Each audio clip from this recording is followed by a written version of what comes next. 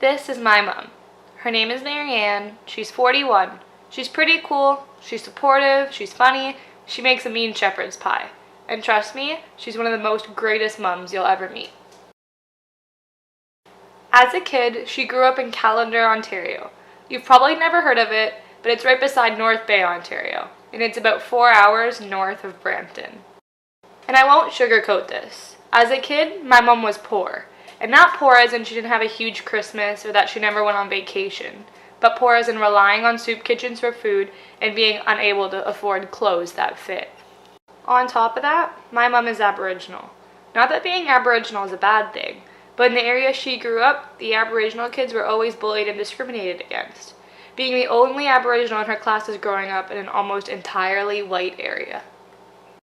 There's this one story that she told me that I don't think I'm ever going to forget.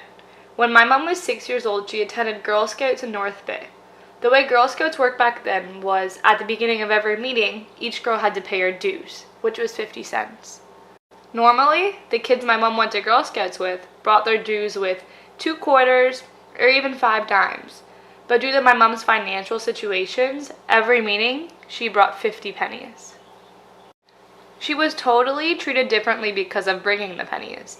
Kids are cruel, so cue all the poor kid jokes and taunts. But that wasn't the biggest problem, believe it or not. Since my mom was Aboriginal, that also came with its fair share of discrimination. Leaders thinking that her Aboriginal blood meant she was going to rip them off, and she did not actually bring 50 cents. So what was their solution to this? To make little 6-year-old Marianne sit on the floor and count out her pennies in front of everyone.